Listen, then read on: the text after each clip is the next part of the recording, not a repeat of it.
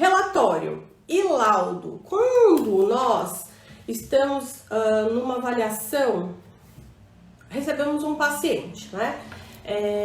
A gente tem que emitir o relatório não, um laudo, um relatório. O que a gente tem que fazer para esses pacientes? A gente tem que fazer para todos os pacientes? Como que é essa emissão de documento, né? Então, esse guia, essa resolução, esse manual de orientações, ele fala que os documentos escritos devem ser feitos mediante solicitação do usuário a qualquer tempo. Então, por isso, né, guardar todos os documentos e fazer as suas consultas e entrevistas direitinho para que você possa fazer. Eu já vi uma pergunta aqui: o psicopedagogo pode emitir laudo? Depois eu respondo. Solicitado pelo usuário a qualquer tempo, então você tem que guardar tudo direitinho. Solicitado por profissional específico. Então, eu sou psicóloga, eu tô com uma criança hoje que... vou falar, por exemplo, de um caso aí da semana passada. Eu tô com um caso que a mãe tava lá em atendimento, Durante um tempo, a criança não estava evoluindo, não se sabe o que ela tem, ela veio para avaliação multidisciplinar aqui. Então, mãe, você tem documentos escritos desses procedimentos, intervenções e avaliações que você fez anteriormente? Eu já pergunto o documento escrito. Por quê? Porque os profissionais costumam, ora faz laudo, ora faz um misto de laudo com relatório, com declaração, com atestado, tudo bagunçado. Em geral, a mãe não tem. Ela fala, não tem, nunca ninguém me deu. Mas você pediu? Não pedi, não sabia que gerava um relatório. Então, assim, aí eu posso pedir, né? Eu falo, então você pode entrar em contato com ela e solicitar, porque pra mim é muito importante saber desse, né? Aí o que eu peço? Eu posso pedir um laudo, ou eu posso pedir um relatório, por exemplo. Posso pedir um laudo, eu posso pedir um relatório. Dependendo do que eu pedir, vai vir um tipo de informação. Se eu quero saber o que ele tem, né? Se eu quero saber assim, qual foi a sua avaliação diagnóstica, para que tipo de serviço que tipo de planejamento, intervenção você orientou a família a fazer, né? Qual foi a sua avaliação inicial? Ficou com ele um ano, mas eu quero saber o que você avaliou lá atrás, e aí o que você sugeriu fazer. Eu tenho que pedir um laudo, pois é o laudo que vai dar a HD. O relatório, diferentemente do laudo, ele não vai dar o diagnóstico, ele vai falar com o profissional de uma forma mais narrativa sobre a intervenção, ele vai contar a evolução, ele vai descrever, é uma exposição narrativa de um processo, mas ele não vai me dar o diagnóstico. Ele pode até mencionar o diagnóstico, por exemplo, estou atendendo fulano de tal, devido a quadro tal, a X tempo, ele tem evoluído assim, assim, assim, com tais técnicas, enfim. Mas pode ser que não venha. Então, se você quer saber o que aquela criança, o que acontecia com aquela criança que ele fez 2 anos de terapia, e que a mãe não tá sabendo te dizer, o que você precisa pedir para esse profissional é um laudo, tá? Só para vocês entenderem o que vocês têm que solicitar. E aí vocês, profissionais, precisam entender direitinho também o que vocês precisam fazer. E tem que ter condição de fazer esse laudo mesmo. Se você não fez lá na sua avaliação, uma coisa que eu pego muito aqui, as meninas que trabalham aqui no Instituto, elas sabem o quanto eu sou chata com isso. Chegou a criança, tem que setorizar o processo. Não importa se a mãe pediu um laudo ou não pediu. Toda a equipe tem que setorizar a avaliação. Fechou. A mãe não pediu o laudo? Não importa. O laudo, o prontuário tem que dar conta de construir um laudo a qualquer tempo. Então, mas a gente faz de todos. Avaliação, construção dessa avaliação, com fechamento diagnóstico, a devolutiva para os pais. Nem sempre essa devolutiva pode ser feita de forma escrita, por exemplo, se é uma demanda só para casa, essa mãe não precisa de um documento escrito, não quer escrito, mas este profissional tem que ter condições de elaborar esse documento escrito a qualquer tempo com uma HD, uma construção técnica, científica, e tem que estar ali no prontuário. Se aí a mãe começou a dar a devolutiva, ok, finalizamos aqui, então nós vamos para a intervenção. A intervenção vai ser baseada nessa HD, e nós vamos fazer assim, assim, assim. Se vai para intervenção, por exemplo, e essa mãe falou, não, não quero relatório, não preciso, eu não vou levar no médico, não tem necessidade de médico, não vou entregar para a escola, eu nem quero um documento disso por algum motivo, sei lá. Não quero que o pai veja, eu não quero que meu filho veja, sei lá, qualquer motivo. Deixa aí. Em qualquer momento ela pode solicitar e a gente vai entregar, tá? Então, ela pode ser solicitada por um profissional específico, ele pode ser solicitado pelo próprio usuário, ela pode ser solicitada pela equipe multi. Aqui nas avaliações multidisciplinares, inclusive é tema da nossa próxima live, vai ser às 7, tá, gente? Não vai ser mais às 20, toda quinta-feira às 7 horas.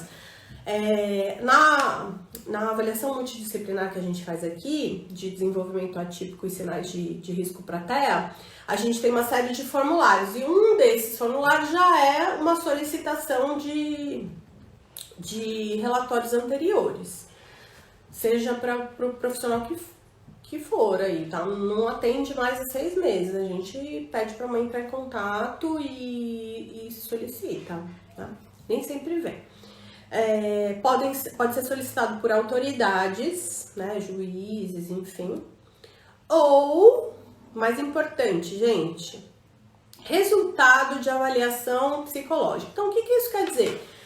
Pode ser solicitado por várias pessoas ou simplesmente produzido, não necessariamente entregue, mas produzido simplesmente pelo fato de você ter feito uma avaliação psicológica. Então, você fez uma avaliação psicológica e como é que você condensa os dados, como é que você analisa.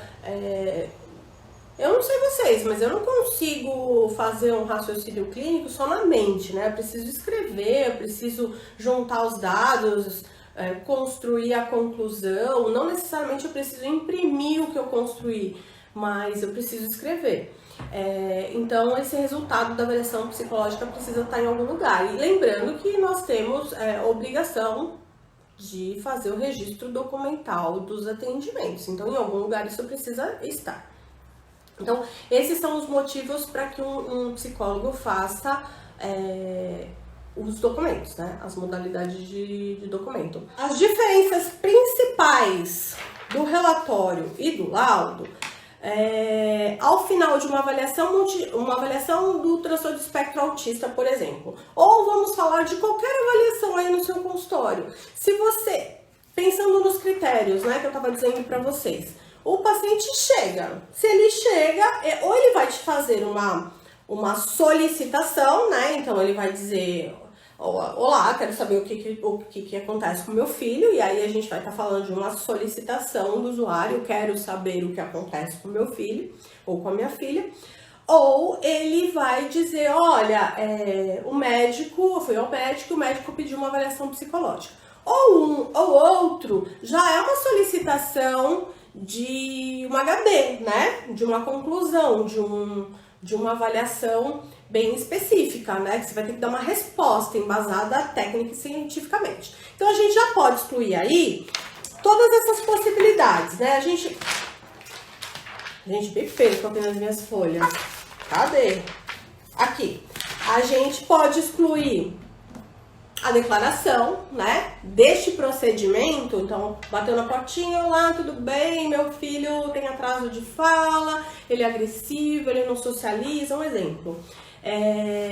Não é uma declaração que você vai dar para essa família no final da sua avaliação, né?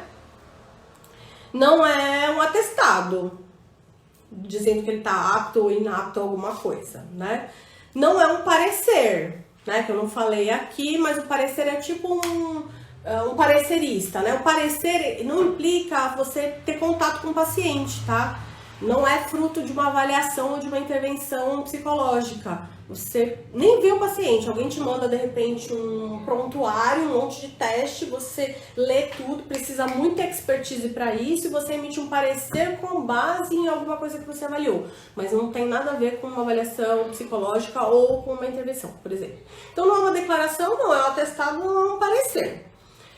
Ou é relatório ou é laudo. Agora vamos pensar. O relatório é um documento que você vai fazer mediante uma solicitação dos pais. Sim, pode ser. Você pode fazer um relatório mediante uma solicitação dos pais, mas ele tem a função de comunicar a sua atuação profissional, né? O que você fez, o que você está fazendo, a intervenção, o encaminhamento, orientações, não é função diagnóstica, né? Então, é para aquele paciente que já está com você, aquele paciente que está com você há algum tempo, que você já fez o processo inicial, você já fez o diagnóstico, você já deu a devolutiva para a mãe. Aí agora você está nas intervenções. Qualquer documento que você for fazer depois dessa fase inicial que você já laudou, é relatório, né? Qual é o grande problema? As pessoas não fazem laudo, né? Mistura tudo. A criança chega, faz entrevista inicial, aí já mistura avaliação com intervenção, já começa aquele samba. Não, samba não, que samba é bom. Já começa aquela bagunça. E aí a paciente fica sem laudo. Aí quando outro profissional, por exemplo, vai solicitar um relatório, um documento escrito, ele pede, mãe, você tem algum documento? A mãe vai lá e pede, a nova profissional dele está pedindo um relatório. Quando ela pede relatório, ela faz relatório, porque ela não fez laudo. Muitas vezes ela nem avaliou essa criança com condição de fazer um laudo, né, com embasamento técnico, científico, enfim, para fazer um laudo. E aí ela faz um relatório, né? Aí vem aqueles relatórios assim, com identificação, enfim, e aí já nem fala o que a criança tinha e fala o que ela fez e finaliza, né? E a gente pega o laudo e a gente fala assim, ok, ela fez tudo isso, mas por que ela fez tudo isso? Qual era o raio-x dessa criança naquele momento? Eu queria saber o que a criança tinha naquele momento. Por que ela fez tudo isso, né? Ou vem com linguagem pessoal, né? O documento tem que ser impessoal, linguagem formal, escrita técnica, impessoalidade, para que a qualquer tempo a gente possa saber o que estava acontecendo com aquela criança. Quem entende um pouquinho, por exemplo, dos transtornos do neurodesenvolvimento, sabe que tem alguns transtornos do neurodesenvolvimento, entre eles o transtorno do espectro autista, que tem um dos critérios início precoce. Então, um relatório feito, né, um raio-x, uma foto de como a criança estava aos 3 anos de idade, bem feito, pode ajudar, 3 anos, 2 anos, pode ajudar o profissional que vai fazer o diagnóstico lá na frente, porque vai estar bem escrito e a gente vai ter condição de diagnosticar a criança lá na frente, porque o profissional fez um relatório bem escrito, né? Enfim,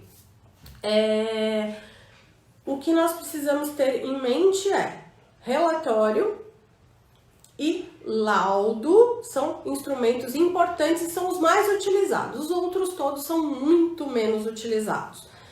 O relatório vai ser sempre depois do laudo. Se você não fez laudo, se algum profissional estiver te perguntando, você tem que perguntar o que você quer, laudo ou relatório, né? É uma pergunta importante. O laudo tem que ser resultado do seu processo de avaliação. Agora, se você recebe a criança, faz a avaliação e não emite um laudo, ou seja, se você não faz um levantamento de uma HD e inicia a intervenção, aí é uma questão técnica, né, sua aí no seu procedimento, né, e ética também, né. Porque eu fico pensando como é que você faz, né? O que é que você vai fazer se você não concluiu? Como é que você vai planejar se você não concluiu? Mas enfim, o que o documento diz? O documento diz que você deve fazer o laudo psicológico como resultado da sua avaliação psicológica, para subsidiar decisões. Que decisões? Pedidos. Ou pedido do pai que traz a criança para você e solicita, olha, não sei o que acontece com meu filho. E aí ele precisa tomar uma decisão, né? Essa decisão é você que vai ajudar com o seu laudo. Ou um pedido médico. Quando vem pedido avaliação psicológica, é o laudo psicológico que vai, com a conclusão, com o HD, subsidiar a decisão do médico, para ver se ele vai pedir 10 horas de terapia, 15 horas de terapia ABA, se ele vai pedir 2 sessões por semana de terapia, sei lá, TCC, se ele vai pedir um exame genético. Então, o nosso laudo e a nossa avaliação e o laudo como resultado, ele vai subsidiar uma decisão dos pais ou de profissionais, tá? Então, a grande diferença é com relação à demanda, né? Então, nós temos que responder a alguma coisa, laudo, né? E no laudo tem que ter HD, tá? Lembrando que é facultativo ao profissional psicólogo colocar HD.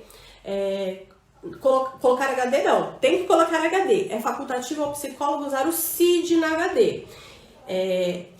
Eu particularmente não consigo pensar muito como utilizar uma linguagem replicável, né, que outro profissional possa entender em todas as abordagens possíveis, sem utilizar o CID, né? Lembrando que no CID tem o Z. Lembra que eu falei a semana passada que no CID tem o Z? Então, se a pessoa não está com questões relacionadas a nenhum transtorno mental, não foi diagnosticado nenhuma questão de saúde ou de neurodesenvolvimento, tem o Z, né? Que são questões mais adaptativas, questões relacionadas a... Eu vou pegar um exemplo aqui. Por exemplo, a gente pode colocar problemas relacionados com eventos negativos de vida na infância, o Z61. Tem perda de relação afetiva na infância, remoção do lar. Outro, Z62, problemas relacionados à educação da criança, superproteção por parte dos pais. Vou pegar aleatoriamente aqui, ó, vou pegar um aqui que tá marcado até, de eu ter usado em algum momento. Z63.8. Outros problemas especificados relacionados com o grupo primário suporte, comunicação inadequada ou distorcida no interior da família, desavença, né? Em algum momento eu usei desavença. Enfim, a gente pode usar tanto o CID quanto o DSM-5. Eu não faço laudo só para transtorno do espectro autista, eu faço laudo toda vez que eu faço uma avaliação psicológica. Depois disso, sei lá, a criança fez 6 meses de terapia e o psiquiatra está pedindo um documento escrito. Eu vou fazer um relatório, porque eu já fiz o laudo, né? Essa mãe já tem o laudo, não precisa emitir de novo. Outra coisa, eu oriento os pais. Tá acabando a live. Eu oriento os pais a tirar xerox, porque isso é um documento. A criança, esse documento que fica com os pais, é um retrato da criança naquele momento, né? O ser é histórico, vai mudando, né? Principalmente os adolescentes, né, gente? Tira xerox, vai mandar para o psiquiatra? Tira xerox. Por conta disso, a gente recomenda que nos laudos, todos os documentos escritos, coloque lá no rodapé. A gente recomenda não, tá escrito na resolução. Colocar no rodapé. Não pode ser usado para fins diferentes do apontado, caráter sigiloso, documento extrajudicial e que nós não se responsabilizamos pelo uso após a entrega na devolutiva. Porque, enfim, a gente não sabe, a pessoa pode perder, enfim. No documento também tem a orientação de que os laudos, os documentos escritos só podem ser entregues em mãos. Gente, na pandemia, o que tem de gente pedindo, entrega, vai, escaneia, me manda PDF. Não pode, gente, é em mãos. uma vez eu tive que ligar no conselho para perguntar se podia mandar pelo correio. E aí, enfim, todo um procedimento do paciente, escrever uma carta, eu fiz um registro no cartório dessa carta, autorizando a enviar pelo correio, se responsabilizando por extravio, pelo, enfim, caráter sigiloso. Sempre na devolutiva, tá? Porque a gente precisa comunicar essas informações do laudo verbalmente para esses pais, acolher, cuidar disso, né? Aí depois o que ele vai fazer com esse documento é dele. Também dar um recibo para esses pais assinarem que receberam esse documento, tá? Uma coisa muito importante que eu não falei. No laudo é preciso ter referências, que eu fico pegando no pé aqui com relação ao caráter técnico do documento. Eu falo que lá na conclusão tem que ter HD e você tem que se referenciar em... Você não vai colocar CID, você vai colocar conclusão baseado em quê, né?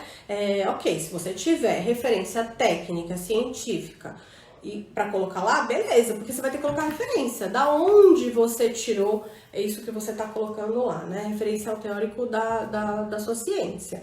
É indicado que as referências estejam em nota de rodapé e também no corpo do texto, né, como escrita técnica científica, né, tese, enfim. Não é recomendado que você coloque no final, tá? Porque essa página pode ser destacada e aí fica sem as referências. Eu coloco no rodapé, no corpo e no final, tá?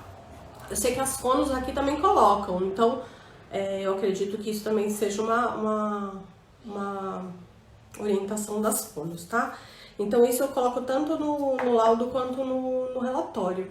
Então assim, gente, tem muita informação nesse documento, é um documento muito denso. Então assim, respondendo a pergunta, laudo ou relatório ao final de uma avaliação psicológica, transtorno do espectro autista ou outra?